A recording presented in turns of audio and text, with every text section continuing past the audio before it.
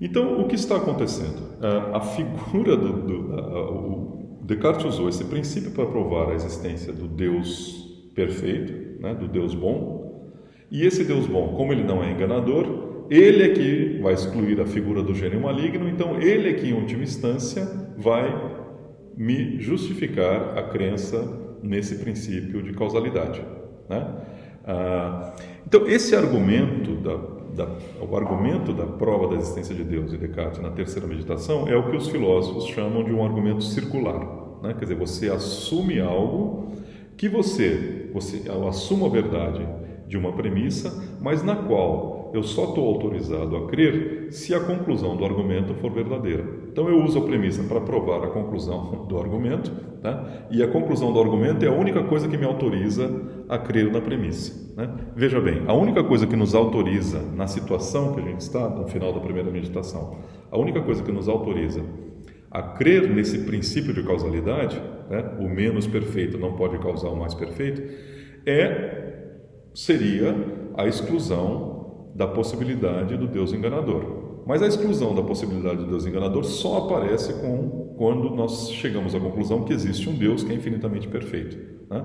Mas, então, a conclusão do argumento é o que está justificando a crença na premissa. Isso é o que se chama de um argumento circular, né? Você assumir aquilo que você quer provar, né?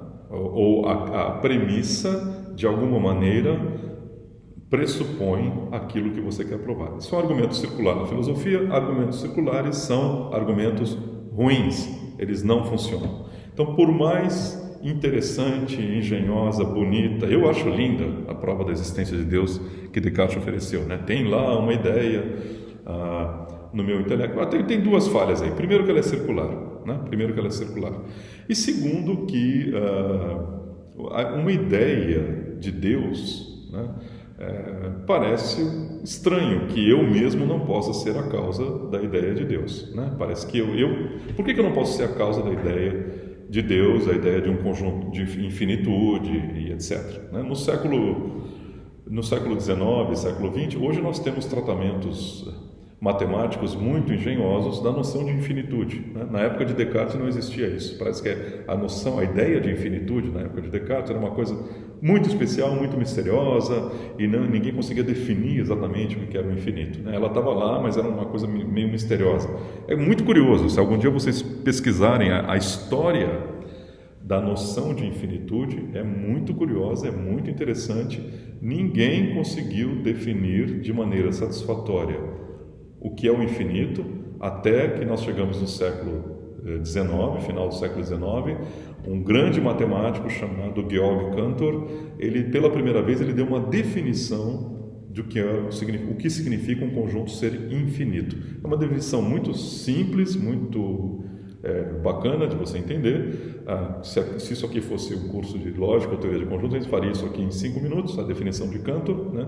Mas é possível sim entender, não precisa ter um super intelecto, e é possível entender com um aparato matemático muito simples, a noção de infinitude, né? Então, a ideia de infinitude, esse é outro furo que eu acho que tem na prova de Descartes, a ideia de infinitude, que em última instância o que está fundamentando a ideia de Deus é a noção de poder mais infinitude, a noção de bondade mais infinitude, né?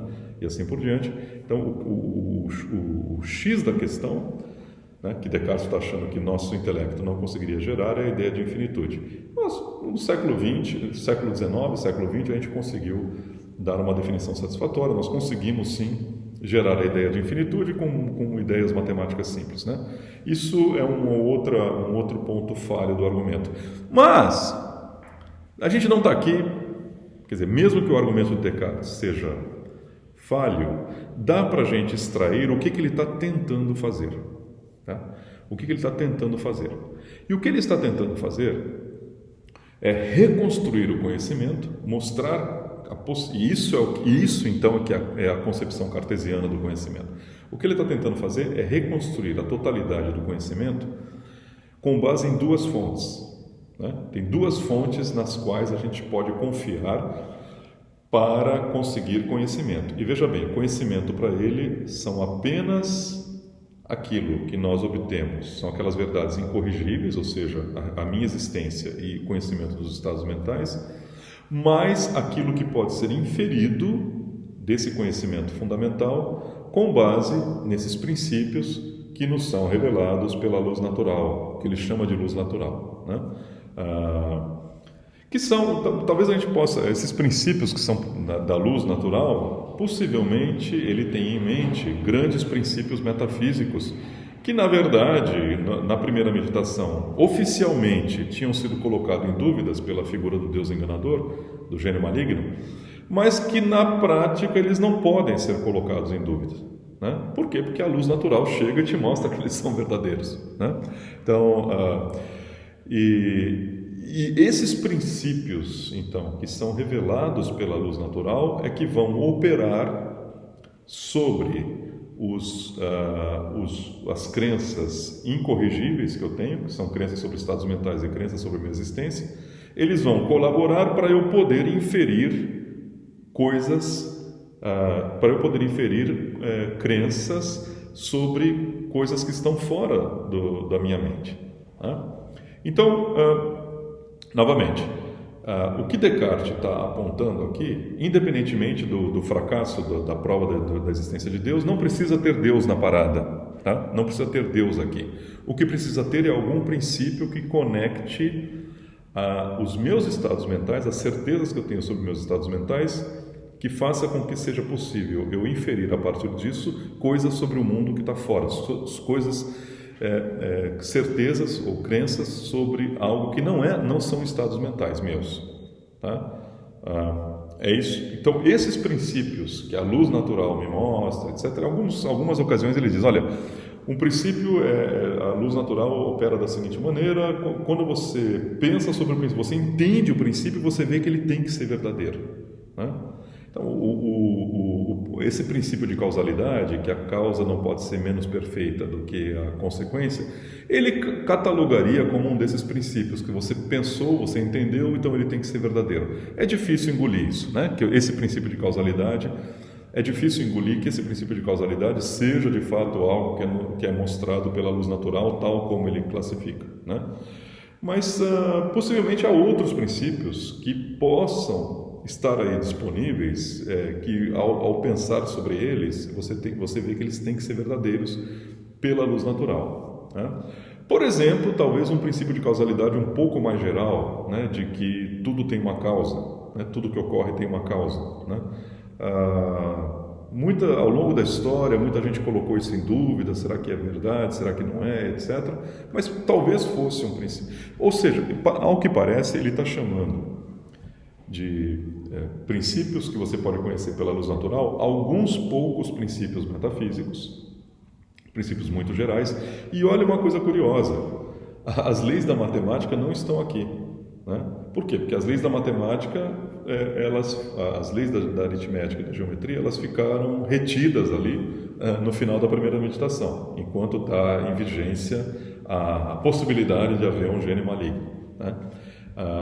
Mas esses princípios que são revelados pela luz natural, como esse princípio de causalidade, ele escapa da quarentena lá, a quarentena das crenças na primeira meditação. Ele escapa, né? Então, possivelmente, o que Descartes tem em mente é isso. Nós temos duas grandes fontes a partir das quais a gente pode reconstruir o conhecimento, tá? E são fontes que nos dão crenças infalíveis. Infalíveis quer dizer que não existe a menor possibilidade delas estarem equivocadas, se elas serem crenças erradas, né?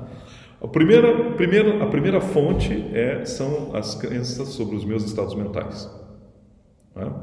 Isso, que tipo de crença é essa? É uma crença empírica, essa é uma crença que me é dada pela experiência. Eu preciso sentir, né, um estado mental de sensação vermelha, eu preciso sentir um estado mental de dor, eu preciso sentir o estado mental de prazer, né, eu preciso sentir o estado mental de tristeza. Então, seria uma espécie de fonte empírica, mas olha só que curioso, uma fonte empírica, mas de crenças infalíveis. Elas não são falíveis. Se eu creio que eu estou tendo essa sensação, eu estou tendo essa sensação, né? Essa é a primeira fonte, uma fonte empírica, ou uma parte, digamos assim, para usar um termo mais chique, uma fonte a posteriori do conhecimento, mas são crenças infalíveis.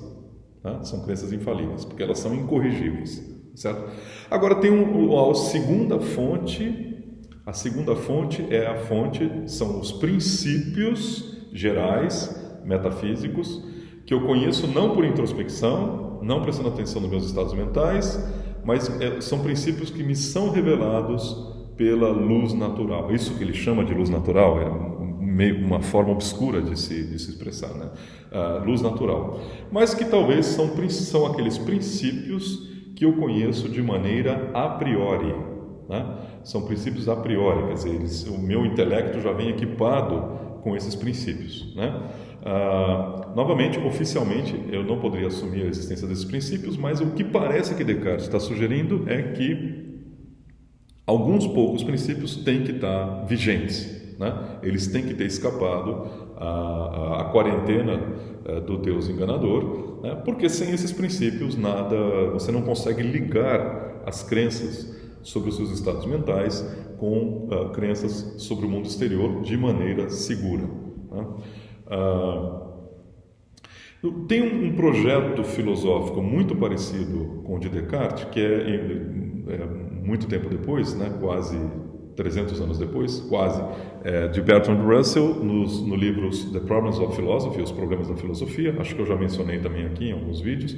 Ele tem um projeto muito parecido, né? E o design do projeto do Russell também é muito parecido. Ele fala, a primeira coisa da qual eu tenho certeza absoluta são aqueles itens que são dados diretamente ao meu intelecto, que é o que o Russell chama de acquaintance, são os itens da minha acquaintance, né? Acquaintance talvez possa ser traduzido como familiaridade, né?